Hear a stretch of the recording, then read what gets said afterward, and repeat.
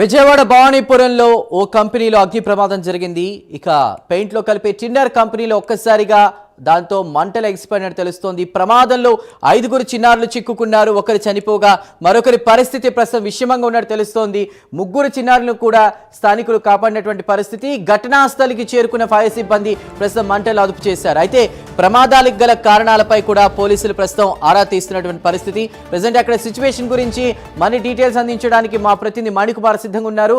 మణికుమార్, ఏంటి సిచ్యువేషన్? భవానీపురంలో ఒక చిన్నారి మృతి చెందినట్టు తెలుస్తోంది. మంటలను అదుపు చేస్తున్నారు ఫైర్ సిబ్బంది. సిచ్యువేషన్ ఎలా ఉంది? విజయవాడ భవానీపురం రామరాజనగర్ లో ఈ రోజు తెల్లవారుజామున అగ్ని ప్రమాదం చోటు చేసుకుంది. పెయింట్ లో కలిపేటువంటి రసాయన పదార్థం టిన్నర్ ఏదైతుందో కంపెనీ అది నిల్వ చేసినటువంటి ప్రాంతంలో ఒక్కసారిగా మంటలు ఎగిసిపడటంతో ఈ ఘటన చోటు చేసుకున్నట్టు తెలుస్తుంది. ఆ ప్రమాద సమయంలో స్పాట్ లో 5 చిన్నారులు ఉన్నట్లు కూడా తెలుస్తుంది. ఒక్కసారిగా మంటలు ఎగిసిపడటంతో ఆ మంటల్లో చిన్నారులు వెంటనే ఫైర్ ను గమనించినటువంటి స్థానికులు వెంటనే అక్కడ చేరుకొని చిన్నారులను కాపాడే ప్రయత్నం చేశారు. అయితే అప్పటికీ మంటల్లో చిక్కుకున్న ఒక చిన్నారి చనిపోవడం జరిగింది. మిగిలినటువంటి వాటిని బయటకు తీసి వెంటనే చోటవుతున్న ఆసుపత్రికి చికిత్స నిమిషం పంపించారు. వెంటనే స్థానికులు అంతా కలిసి ఫైర్ సిబ్బందికి సమాచారం అందించడంతో ఘటనా స్థలానికి హుటాహుటిన ఫైర్ సిబ్బంది చేరుకుని అక్కడ మంటలను అదుపు చేసే ప్రయత్నం చేశారు.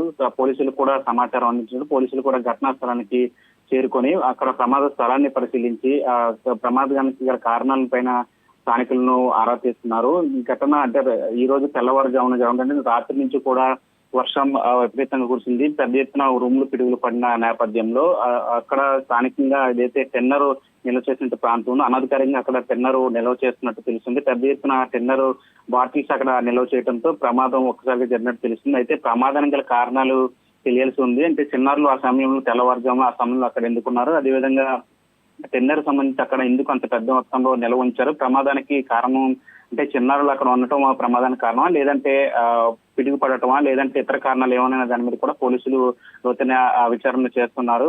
కొద్దిసేపట్లో దానికి సంబంధించి పూర్తి వివరాలు కూడా తెలిసే అవకాశం. ఏదేమైనప్పుడు కూడా దీపావళి సమయంలో ఇట్లాంటి అగ్ని ప్రమాదాలు జరగడంతో తల్లిదండ్రులు కూడా చిన్నారుల పట్ల వాళ్ళు చేసే ఈ క్రాకర్స్ ఫెలిసిటేషన్లు కావచ్చు, లేదంటే ఈ దీపావళి సమయంలో తల్లిదండ్రులు కూడా చిన్నారుల పట్ల జాగ్రత్తగా ఉండాలని చెప్పి ఈ ప్రమాద ఘటన చూస్తే తెలుస్తుంది.